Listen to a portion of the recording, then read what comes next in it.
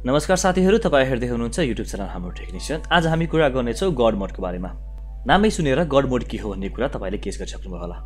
God मोडको अर्को नाम हो विन्डोज मास्टर कन्ट्रोल प्यानल।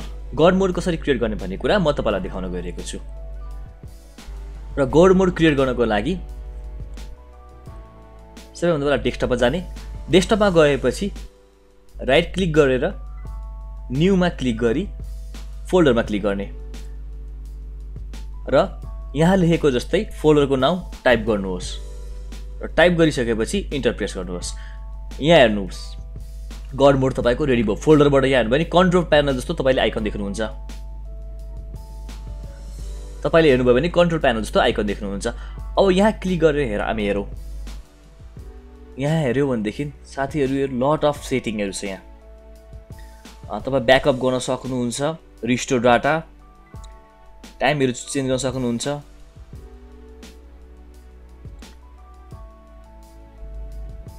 सबै डिस्प्लेको बारेमा, प्रिन्टरको बारेमा, ओके, फोल्डर अप्सनहरु, फन्ट्स, तपाई सबैको सेटिङ। सिम्पली रूपमा भन्नुपर्दा एउटा गडले के गर्नुहुन्छ त संसार चलाउनुहुन्छ नि।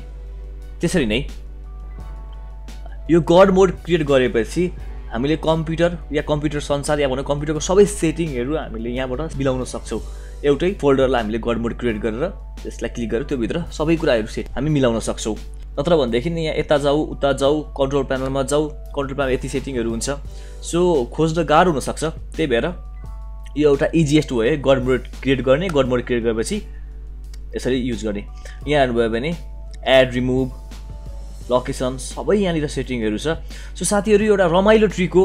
हुन सक्छ तपाईलाई यो गड मोड क्रिएट गर्न आउँछ होला, हुन सक्छ तपाईले यो भिडियो फर्स्ट टाइम हेर्दै हुनुहुन्छ। जे भए पनि यहाँलाई सिकाउने कोसिस गरेको छु। लाइक गर्नु होला। र साथीहरु यो एउटा टेक्निकल च्यानल हो। हामी यस्तै टेक्निकल कुराहरु यहाँलाई सिकाउँछौं। सिम्पल कुराहरु पनि र एकदम फास्ट कुराहरु पनि। अहिलेसम्म तपाईले यस च्यानल सब्स्क्राइब गर्नुभएको छैन भने सब्स्क्राइब गर्नु होला। यो भिडियो मन पर्यो भने लाइक गर्नु र आफ्नो साथीहरुसँग शेयर गर्नु होला। हामी भेट्नेछौं अर्को भिडियोमा। तत्कालको लागि जय नेपाल।